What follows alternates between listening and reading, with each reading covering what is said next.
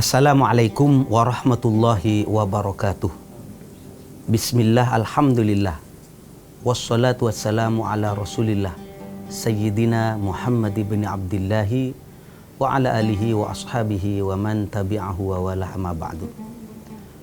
Ma'asyiral muslimin, para pemirsa dimanapun saja berada, alhamdulillah bersyukur kepada Allah atas segala nikmatnya. Salawat dan salam semoga selalu terlimpahkan keharibaan junjungan kita Nabi besar Muhammad sallallahu alaihi wasallam. Para pemirsa, berbicara tentang nikmat Allah, betapa banyak nikmat Allah yang telah diberikan kepada kita. Dari sekian nikmat Allah yang banyak itu, Allah sampai mengungkapkan, wa in ta'uddu ni'matallah, apabila engkau menghitung nikmatnya Allah, la tuhsuha, kamu nggak bakalan mampu menghitung nikmat Allah. Walaupun nikmat itu kelihatan satu, nikmat minum kelihatan satu, selesai makan alhamdulillah kelihatan satu, padahal sejatinya itu bukan satu nikmat. An-nikmatul wahidah, nikmat yang kelihatan satu, la naqdiru ala hasriha, kita nggak bakalan mampu menghitungnya. Mengapa? Lita'alluqiha bi ghairiha, karena nikmat yang satu itu masih berhubungan dengan puluhan, dengan ratusan, bahkan dengan ribuan dan jutaan nikmat yang lain. Maka mengapa kemudian Allah Subhanahu wa taala menegaskan, wa in ta'uddu, apabila kamu menghitung nikmat Allah, nikmatnya Allah, la tuhsuha, kamu nggak bakalan mampu menghitungnya. Kenapa? Likasrotiha, karena saking banyaknya nikmat Allah. Namun dari sekian nikmat Allah, yang paling besar yang harus kita syukuri adalah nikmatul iman, nikmatul Islam. Inilah hadiah dari Allah.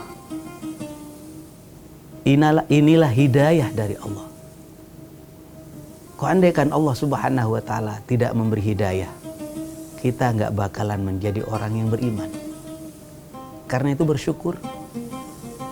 Alhamdulillahilladzi hadana lihadza wa ma kunna linahtadiya laula an hadanallah. Alhamdulillah, segala puji miliknya Allah. Terima kasih ya Allah. Alladzi hadana lihada, di mana Allah telah memberi hidayah kepada kita, memberi petunjuk tentang iman dan Islam kepada kita. Wa ma kunna linahtadiya laula an hadanallah. Kita nggak bakalan mendapat hidayah, tidak akan mendapat petunjuk andaikan Allah Subhanahu wa taala tidak memberi hidayah dan petunjuk kepada kita. Kita tahu para jemaah sekalian, para nabi punya keluarga. Nabi Ibrahim punya ayah. Ada yang mengatakan ayah angkat. Ayahnya tidak beriman. Nabi Nuh punya anak namanya Kan'an. Anaknya tidak beriman. Nabi kita, Nabi besar Muhammad sallallahu alaihi wasallam punya paman, tidak beriman. Mengapa lantas kita yang beriman? Mengapa lantas kita yang menjadi muslim, menjadi mukmin? Inilah saya katakan hidayah, pemberian, anugerah dari Allah Subhanahu wa taala. Mari kita jaga. Selanjutnya kita bertanya para jemaah sekalian, apa iman itu? Apa iman itu? Saya beriman. Apa iman itu? Di dalam kitab Nasailul Ibad misalnya, saya dapatkan keterangan, al-iman, iman itu adalah sebuah keyakinan di dalam hati kita. Kepercayaan, kemantapan hati di dalam hati. Kemudian wal iqraru bil lisan, mengikrarkan dengan lisan, diucapkan dengan lisan. Wal amalu bil arkan, kemudian dibuktikan dengan amal perbuatan. Itu iman. Jadi keyakinan di dalam hati, kepercayaan di dalam hati yang berisi tentang percaya beriman kepada 6 hal. Amantu billahi, kita beriman kepada Allah.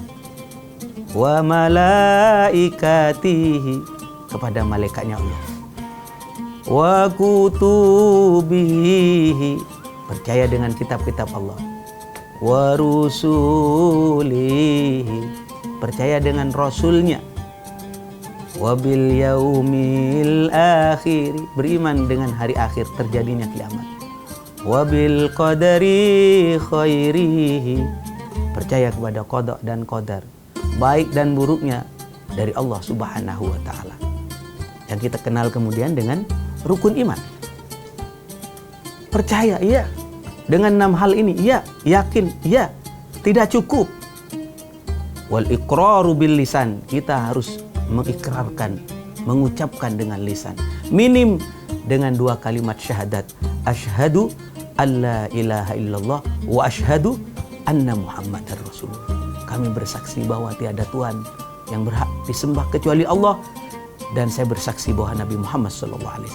Di saat kita bersaksi bahwasanya Nabi Muhammad adalah utusan Allah, satu paket itu include kita percaya dengan apa yang diajarkan oleh Rasulullah tentang malaikat, tentang kitab-kitab Allah, tentang hari akhir, tentang qada dan qadar.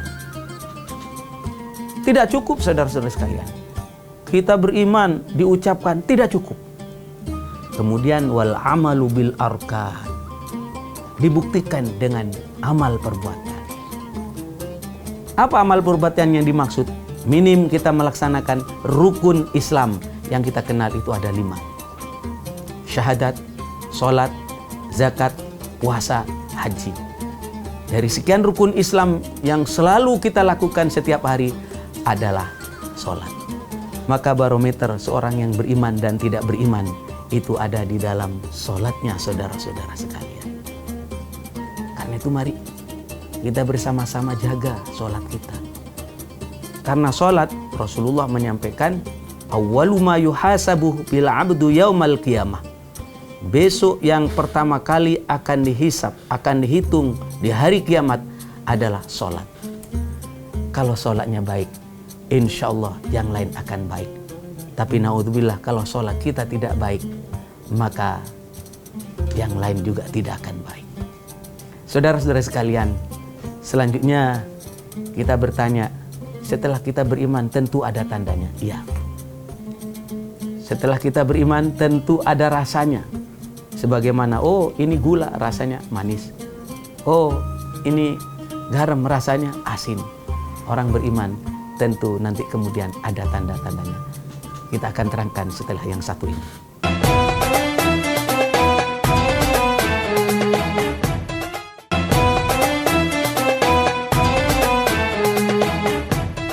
Saudara-saudara sekalian, dimanapun saja berada, setelah kita mengungkapkan rasa iman kita dengan amal perbuatan, tentu ada tanda-tandanya. Sebagaimana saya sampaikan tadi, oh kalau ini gula manis, ini garam kenapa? Asin. Kalau orang ngaku beriman, tidak cukup hanya mengatakan aku beriman, pasti ada tandanya, ada perlambang yang akan muncul dari perilakunya. Di dalam kitab Nasailul Ibad, saudara, ada keterangan anna sya'airul iman, tanda orang beriman itu arbaatun, ada 4. Yang pertama, orang beriman itu hidupnya asyukru, selalu bersyukur. Syukur itu ada kalanya syukur dengan lisan, alhamdulillah. Ala kulli hal, dalam setiap apapun dia mengatakan alhamdulillah, segala puji milik Allah. Saudara, pernah satu ketika saya itu ditanya oleh jemaah, Kiai, kenapa kalau sholat selalu mengucapkan alhamdulillah, Allahu Akbar, kemudian alhamdulillah. Padahal tidak semua orang Islam di saat sholat zuhur, sholat asar, sholat maghrib sedang mendapatkan nikmat. Ada sebagian yang sedang berduka. Mungkin anaknya baru meninggal, mungkin istrinya sedang sakit. Tetapi ketika kita sholat dipanggil, sama semua di dunia ini dipanggil, Allahu Akbar, Bismillahirrahmanirrahim, Alhamdulillahirabbil alamin. Saya ditanyakan semacam itu, sempat bingung. Saya tanya ke kiai saya, kiai kenapa itu? Jawabannya tadi itu. Wa in ta'uddu nikmatallah. Masih banyak yang bisa disyukuri. Dan caranya Rasulullah mengajarkan, undur ila man huwa dunaka. Bandingkan dengan orang yang lebih sengsara, dengan orang yang lebih melarat dari kita. Insya Allah kita akan tulus dan mantap ke dalam hati kita mengatakan, alhamdulillah, segala puji miliknya Allah. Terima kasih ya Allah, masih banyak yang disyukuri. Syukur dengan lisan. Ada asyukur bil jinan, syukur dengan hati.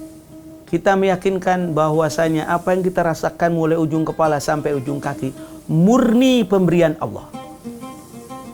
Harus jujur, kita ini tidak punya kekuatan dan tidak punya daya apapun terhadap rezeki kita apalagi. Coba Anda bayangkan hal yang sederhana. Air yang Anda minum, air yang kita pakai. Mampukah kita bisa membuat air tanpa ada pertolongan dari Allah? Qul ara'aitum in asbaha ma'ukum ghauran faman ya'tikum bima'in ma'in. Qul, katakan Muhammad, ara'aitum, bagaimana menurut kamu? In asbaha ma'ukum ghauran, kira-kira kalau air yang kamu pakai, yang kamu minum itu ambles, tidak keluar, tidak nyumber, siapa yang bisa mendatangkan air? Faman ya'tikum bima'in ma'in, siapa yang bisa mendatangkan air? Kita hanya bisa menjawab, Allahu Rabbuna wa Rabbul Alamin. Allah saja yang bisa membuat air. Kita hanya bisa menyuling mungkin dari air laut menjadi air tawar, air panas menjadi dingin, dan seterusnya. Kita hanya memproses hakikat daripada air. Siapa yang membuat? Allah. Belum lagi kalau berbicara makanan, saudara. Afara'aitum ma tahrusun A'antum tazra'unahu am nahnu zari'un. Coba lihat yang kamu tanam, padi yang kamu tanam, buah-buahan yang kamu tanam. Siapa yang menumbuhkan? Kita lihat ada tebu, tidak ada yang ngasih gula. Tumbuhnya manis. Ada asam, rasanya kecut. Siapa yang mengatur itu? Maka saudara-saudara sekalian, wajar kalau kita diajarkan oleh Rasulullah SAW untuk mengungkapkan perasaan kita dengan la haula wala quwata illa billah. La haula, tidak ada daya, wala quwata, dan tidak ada kekuatan illa billah, kecuali dengan pertolongan Allah Subhanahu wa taala. Itu di dalam hati kita. Artinya apa? Kita mensyukuri nikmat Allah dengan hati. Ada asyukru bil jawarih, syukur dengan anggota badan. Mulai ujung kepala sampai ujung kaki digunakan untuk ibadah kepada Allah Subhanahu wa taala. Subhanallah. Maka saudara sekalian, para ulama menyampaikan, di saat kita melaksanakan sholat yang dimulai dengan takbir dan ditutup dengan salam, sejatinya kita itu telah melaksanakan 3 syukur. Syukur dengan lisan, syukur dengan hati, dan syukur dengan anggota badan. Maka benar kalau dikatakan awwalu ma yuhasabu bil 'abdu yaumal qiyamah, yang menjadi barometer kebaikan dan keburukan kita besok di akhirat, di hari kiamat, adalah sholat kita. Ini yang pertama, saudara-saudara. Tanda orang beriman, asyukru, syukur. Yang kedua, tanda orang beriman itu adalah al-haya'u, punya rasa malu. Malu untuk berbuat maksiat di hadapan Allah. Kalau kita sudah percaya kepada Allah, percaya dengan malaikatnya, bahwasanya kiri kanan kita ini ada malaikat namanya Raqib Atid. Ketika kita mau berbuat maksiat sendirian, sadar ada Allah nomor 3-nya. Kalau kita berbuat maksiat bertiga, ada Allah nomor 4-nya. Dan seterusnya. Rasa malu itu akan timbul. Karena apa? Karena kita punya iman. Yang nomor 3, para jemaah sekalian, tanda orang beriman itu adalah at-taqwa. Orang beriman itu takut kepada Allah. dia menjalankan perintah Allah dan dia menjauhi larangan Allah. Saudara, kalau saya perhatikan, kita bangun subuh berjamaah, bahkan tahajud, bahkan kita puasa. Siapa yang nyuruh itu? Tidak ada yang nyuruh, tidak ada yang kita takuti. Apa spiritnya? Karena kita ada iman. Karena itu saudara-saudara sekalian, ketika orang menjalankan perintah Allah, misalnya puasa, maka saya katakan ini orang ada iman di dalam hatinya. Karena para ulama menyampaikan wa fi mu'awadatis syam, orang yang rajin berpuasa dalalatun alal iman, menunjukkan hatinya ada iman.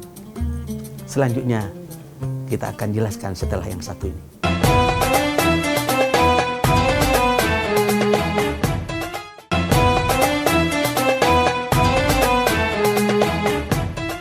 Saudara-saudara sekalian, berbicara tanda iman yang nomor 4 adalah orang beriman itu harus sabar.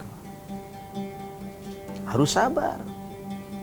Jangan Anda sangka kita mengaku beriman, Anda mengaku beriman, saya mengaku beriman, akan dibiarkan oleh Allah, tidak akan diuji. Pasti diuji, saudara. Ahasiban nasu an yaqulu amanna. Ahasiban nasu an yutraku an yaqulu amanna wa hum la yuftanun.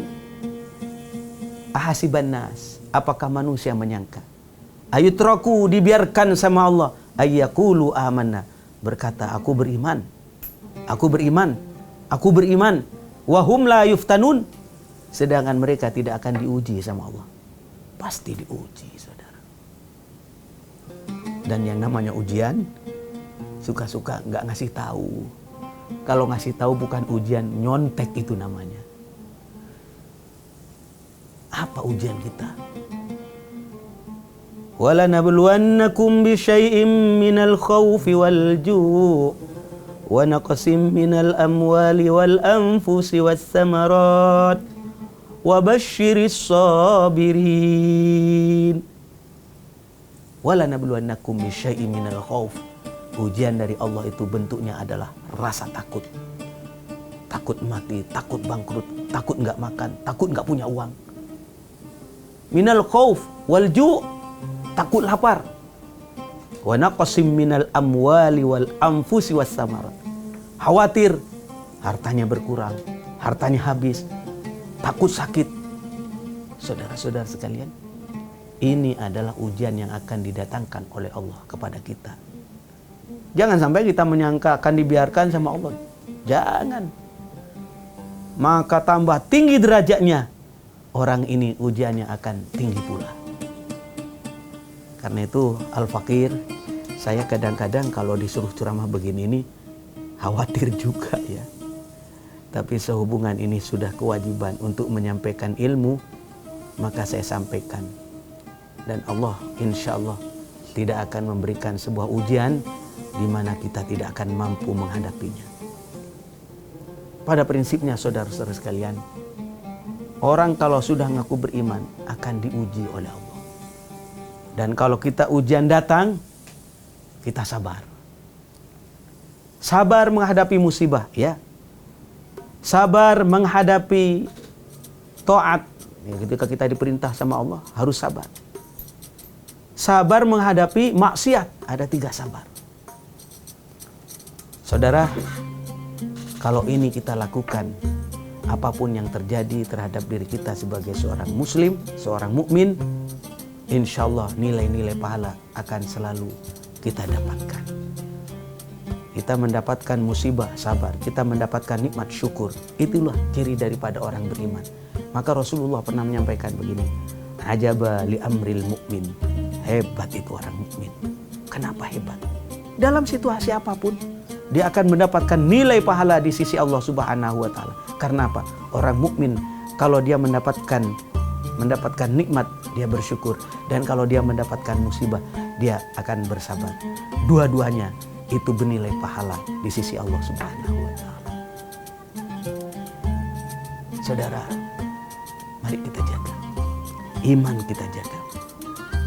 Karena Pernah satu ketika saya dapatkan di dalam kitab Ihya itu, al-iman yazidu wa yanqus. Iman itu kadang naik, kadang turun. Yazidu bit ta'at, bertambah dengan taat, wa yanqusu bil maksiat, dan akan berkurang dengan sebab perbuatan maksiat. Makin kita taat kepada Allah, iman kita makin tebal. Tapi kalau kita makin rajin berbuat maksiat, iman kita makin tipis.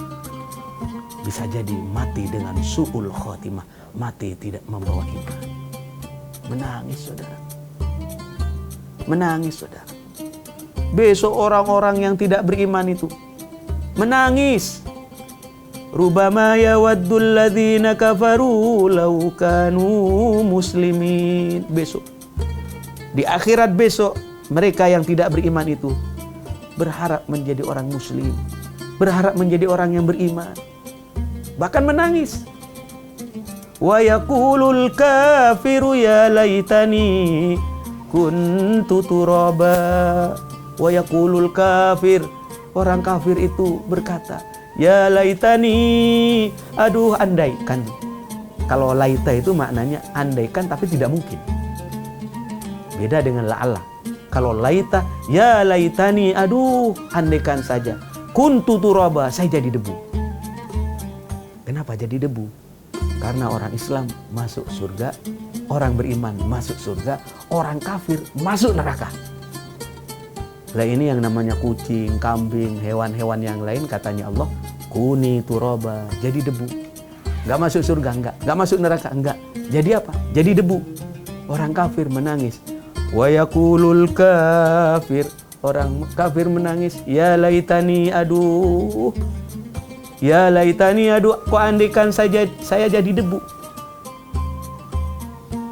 Karena itu mari kita bersama-sama falyabku katsira. Hendaknya kita menangis yang banyak. Memohon kepada Allah Subhanahu wa taala agar iman dan Islam kita itu dikuatkan oleh Allah. Di antara hal yang dapat menguatkan iman, Rasulullah mengingatkan, jaddidu imanakum. Perbarui imanmu. Cas imanmu. Kalau HP itu dicas. Cas imanmu. Perbarui imanmu. Para sahabat bertanya, kaifa nujaddidu imanana ya Rasulullah? Bagaimana kami akan memperbarui iman? Caranya bagaimana ya Rasulullah? Di antara Rasulullah memberi saran, aksiru min qauli la ilaha illallah. Perbanyak olehmu untuk mengucapkan kalimat la ilaha illallah. Bahkan di dalam satu riwayat secara khusus, barang siapa membaca kalimat tauhid la ilaha illallah 100.000 kali, maka kalimat ini akan menjadi pembebas kita dari api neraka. Dibaca sendiri atau dikirimkan pahalanya kepada orang lain. Mudah-mudahan apa yang saya sampaikan ada guna dan manfaatnya. Allah kuatkan iman dan Islam kita, dan Allah berikan kepada kita husnul khatimah, mati membawa iman. Hadanallah wa iyyakum ajmain. Wallahul muwaffiq ila aqwamit thoriq. Wassalamualaikum warahmatullahi wabarakatuh.